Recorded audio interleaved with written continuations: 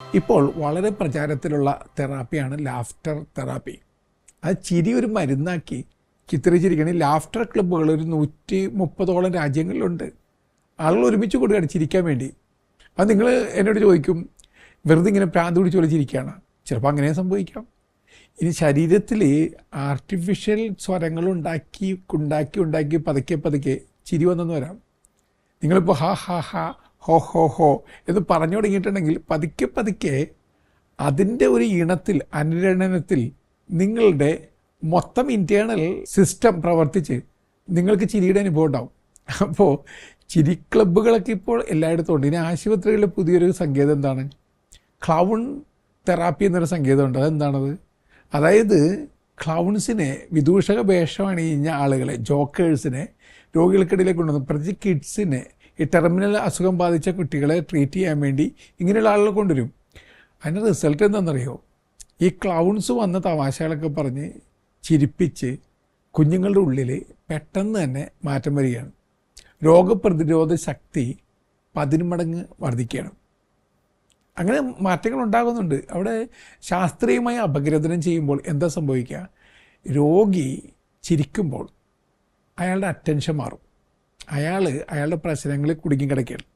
ഈ പ്രശ്നത്തിൻ്റെ തൂക്കുകയറിൽ കുടുങ്ങിക്കിടന്ന് ജീവനും മരണത്തിനും ഇടയിലുള്ള നിമിഷങ്ങൾ എണ്ണിക്കൊണ്ടിരിക്കുന്ന ആൾ പലപ്പോഴും രോഗി, പ്രത്യേകിച്ചും വല്ലാത്ത ടെർമിനൽ സിക്നെസ് ആണെങ്കിൽ. അങ്ങനെയുള്ള അയാൾ പെട്ടെന്നൊന്ന് അറ്റൻഷൻ മാറ്റുകയാണ്. ഇവിടെ ഒരാൾ തമാശകൾ പറയുന്നു, ചിരിപ്പിക്കുന്നു, തലകുത്തി മറിയുന്നു, അറിയാതെ അറ്റൻഷൻ മാറുന്നു. രോഗത്തിൽ നിന്നും പ്രസാദാത്മകമായ ഒന്നിലേക്ക് നിങ്ങളുടെ അറ്റൻഷൻ മാറുമ്പോൾ തന്നെ രോഗം കുറച്ച് കുറയും. പൂർണ്ണമായിട്ട് മാറുമെന്നല്ല, കുറച്ച് കുറയും. 2, നിങ്ങളിങ്ങനെ അറിയാതെ പൊട്ടിച്ചിരിക്കുമ്പോൾ ഒരു ഇൻറ്റേർണൽ മസാജ് സംഭവിക്കും. ഇൻറ്റേർണൽ മസാജ് സംഭവിക്കുമ്പോൾ നിങ്ങളുടെ ബ്ലഡ് സർക്കുലേഷൻ കൂടും. ബ്ലഡ് സർക്കുലേഷൻ കൂടുമ്പോൾ നിങ്ങളുടെ ഉള്ളിലേക്കുള്ള ഓക്സിജൻ ഇൻടേക്ക് കൂടും. ഓക്സിജൻ ഇൻടേക്ക് കൂടുമ്പോൾ നിങ്ങളുടെ ഉള്ളിലുള്ള പ്യൂരിഫിക്കേഷൻ പ്രോസസ്സ് കൂടും.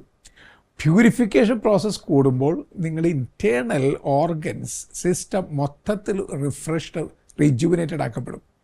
മൊത്തത്തിൽ ഒരു പുതിയ തുടക്കുകയാണ്. അവ ചിരി നിങ്ങളെ വീണ്ടെടുക്കുകയാണ്. അതുകൊണ്ട് ചിരിയിലൂടെ നമ്മളെ തന്നെ വീണ്ടെടുക്കാൻ ശ്രമിച്ചു നോക്കാം. ഇനി ശാസ്ത്രീയ പഠനങ്ങളനുസരിച്ച് ചിരിപ്പിക്കുന്ന അനുഭവങ്ങളിലൂടെ കടന്നു പോകുന്നവർക്ക് BP കൃത്യമായ ലെവലിലായിരിക്കും. ഇവൻ ഡയബറ്റീസ് കുറക്കാൻ ചിരി നല്ലതാണെന്ന് ഒരു പഠനമുണ്ട്. ഹാർട്ട് പ്രോബ്ലം കുറക്കാൻ ചിരി കൂട്ടിയാൽ മതി എന്ന് പറയുന്നവരുണ്ട്. ഇനി അൾസർ, സ്കിൻ ഡിസീസസ് പോലുള്ള പലതിനും ചിരി വളരെ നല്ലതാണത്രേ. ഈവൺ നന്നായിട്ട് ചിരിക്കുന്ന ഒരാൾ പുറത്ത് വ്യായാമം ചെയ്യുന്നതിൻ്റെ തത്തുല്യമായ അനുഭവത്തിലൂടെ കടന്നു പോകുന്നുവെന്ന് പറയുന്നുണ്ട്. അങ്ങനെയാണെങ്കിൽ ചിരിയൊക്കെ ജീവിതത്തിലേക്കൊന്ന് കൊണ്ടുവരുന്നതിനെക്കുറിച്ച് ആത്മാർത്ഥമായിട്ട് ഒന്ന് ശ്രമിച്ച് നോക്കുക. ഇനി നമ്മുടെ ഇന്ത്യൻ പാരമ്പര്യത്തിലേക്ക് വരിക. ഇന്ത്യൻ പാരമ്പര്യത്തിൽ ചിരി വളരെ പ്രധാനപ്പെട്ട കാര്യമാണ്. ഹാസ്യരസം ജീവരസം എന്നാണ് നമ്മുടെ പുരാതന സന്യാസിമാർ എഴുതി വെച്ചത്. ഹാസ്യരസം ജീവരസമാണ്. അവർ പറയുന്നത് ഈ ലോകം എന്ന് പറയുന്നത് ഒരു നാടകശാല പോലെയാണ്.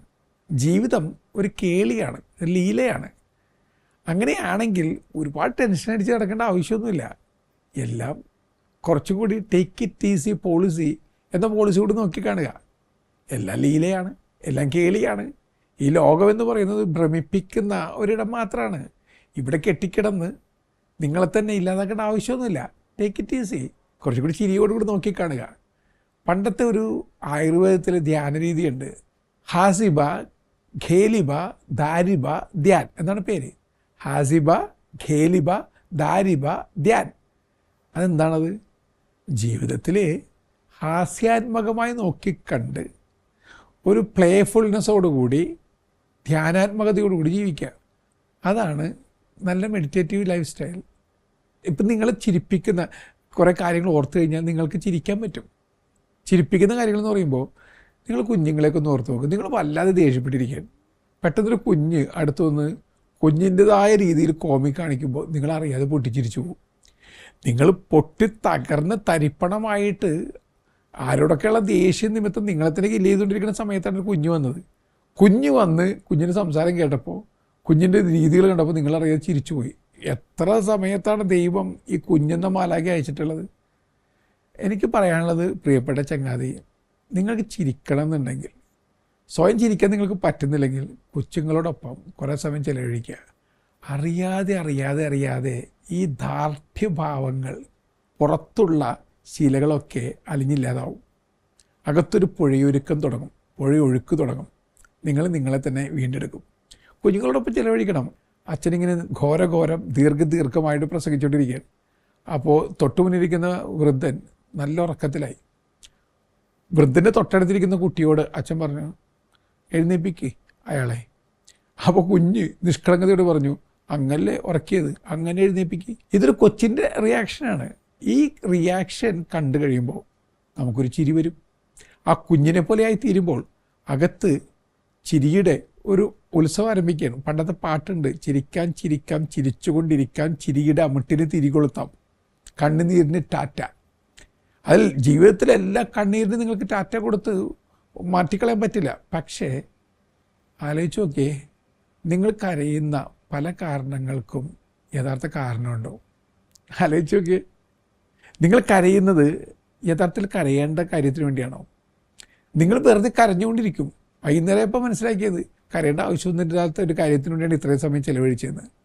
അപ്പോൾ എൻ്റെ പ്രിയപ്പെട്ട സുഹൃത്തെ, നമ്മൾ പലപ്പോഴും സങ്കടപ്പെടുന്നത്, കരയുന്നത്, ദേഷ്യപ്പെടുന്നത് ഒരിക്കലും സംഭവിക്കാത്ത ചില കാര്യങ്ങളെക്കുറിച്ച് ഓർത്തിട്ടൊക്കെയാണ്, അല്ലെങ്കിൽ എക്സാജറേറ്റഡ് ചെയ്ത കാര്യങ്ങളെക്കുറിച്ച് ഓർത്തിട്ടാണ്. അങ്ങനെയാണെങ്കിൽ റിയാലിറ്റിയായിട്ട് കണ്ടിട്ട് ചിരിയുടെ വഴിയിലൂടെ നടക്കുന്നത് കുറച്ചുകൂടി നല്ലതായിരിക്കില്ലേ? വളരെ സങ്കീർണമായ ചില രോഗങ്ങൾക്ക് പോലും പ്രതിവിധി ചിരിയാണെന്ന് ഡോക്ടർമാർ പഠിച്ച് പ്രബന്ധ ഗ്രന്ഥങ്ങൾ എഴുതിയിട്ടുണ്ട്. നോർമൻ കസിൻസാണ് ഈ ലാഫ്റ്റർ തെറാപ്പി, ഹ്യൂമർ തെറാപ്പി ആളുകൾക്കിടയിലേക്ക് കൊണ്ടുവന്ന ആൾ. നോർമൻ കസിൻസിന് വളരെ തീവ്രമായ സാംക്രമികമായ രോഗം വന്നു. അപ്പോൾ ഡോക്ടർമാർ പറഞ്ഞു മരണം ഏതാനും മാസങ്ങൾക്കുള്ളിൽ സംഭവിക്കും. അപ്പോൾ ഇദ്ദേഹം പറഞ്ഞു, ഓക്കെ, ഞാൻ മരിക്കുമെന്ന് ഉറപ്പായി. അപ്പോൾ പിന്നെ ആശുപത്രി കിടന്ന് മരിക്കുന്നതിന് നല്ലത് വീട്ടിൽ കിടന്ന് മരിക്കുന്നതാണ്. അപ്പോൾ ഡോക്ടേഴ്സിൻ്റെ പ്രത്യേക അനുവാദത്തോടു കൂടി അയാൾ വീട്ടിലേക്ക് മരിക്കാൻ വേണ്ടി പോയി. അപ്പോൾ അദ്ദേഹം ഒരു കാര്യം കൂടി ചെയ്താൽ മരിക്കാൻ പോകല്ലേ, മരിക്കുന്നതിന് മുമ്പായിട്ട് ശരിക്കും സന്തോഷിച്ച് മരിക്കാം. അദ്ദേഹം എന്താ ചെയ്തത്? ഹ്യൂമർ നേഴ്സസായ ചിലരുടെ സേവനം അദ്ദേഹം ഹയർ ചെയ്തു. ഹ്യൂമർ നേഴ്സ് എന്ന് പറയുന്നതാണ് നിങ്ങളെ ചിരിപ്പിക്കുകയും നിങ്ങളെ തമാശയുടെ ലോകത്തിലേക്ക് കൊണ്ടുവരികയും ചെയ്യുന്ന ഒരു സംവിധാനമാണ് ഹ്യൂമർ നേഴ്സുകൾ. നേഴ്സുകളെ പോലെ തന്നെ ചിരിപ്പിക്കുന്ന നേഴ്സുകൾ. അങ്ങനത്തെ 1-2 പേരുടെ സേവനം അയാൾ ചോദിച്ചു വാങ്ങി. അവരിങ്ങനെ തമാശയൊക്കെ പറഞ്ഞുകൊണ്ടിരിക്കും, തമാശ കഥകളൊക്കെ പറഞ്ഞുകൊണ്ടിരിക്കും. പിന്നെ ഇയാൾ കണ്ടിന്യൂസ് ആയിട്ട് തമാശ സിനിമകൾ കാണാൻ തുടങ്ങി. തമാശ സിനിമകൾ കണ്ടു. നെഗറ്റീവ് പറയില്ലെന്ന് ഒരു ശബ്ദം പോലെ, നെഗറ്റീവ് പറയില്ല, നെഗറ്റീവ് കേൾക്കില്ല, വെറുതെ പൊട്ടിത്തെറിക്കില്ല, പൊട്ടിച്ചിരി മാത്രം. അങ്ങനെ അദ്ദേഹം സ്വയം ഒരു പുതിയ ട്രീറ്റ്മെൻറ്റിലൂടെ കടന്നുപോയി. ആ ട്രീറ്റ്മെൻറ്റ് അത്ഭുതപ്പെടുത്തുന്ന റിസൾട്ട് നൽകി. കുറച്ച് നാൾ കഴിഞ്ഞ് ടെസ്റ്റിന് വന്നപ്പോൾ ഈ രോഗത്തിൻ്റെ ചെറിയൊരംശം പോലും ശരീരത്തിൽ ബാക്കിയില്ല. ഒരാൾ ചിരിച്ച് രോഗത്തെ പടിയിറക്കിയിരിക്കുകയാണ്. പിന്നീട് അദ്ദേഹത്തിൻ്റെ പുസ്തകം അൻ അനാറ്റമി ഓഫ് സിക്നെസ് എന്ന പുസ്തകം അത് ലോക പ്രശസ്തമായി മാറി. ആളുകൾ ചിരിയുടെ വഴിയിലൂടെ സഞ്ചരിക്കാൻ തുടങ്ങി. ഇനി നമ്മൾ ചിരിക്കുന്ന നേരത്ത് നമ്മളിൽ സംഭവിക്കുന്ന മാറ്റങ്ങൾ കൊണ്ട് തന്നെ നിങ്ങൾ കുറച്ചും കൂടി സൗന്ദര്യം വരും.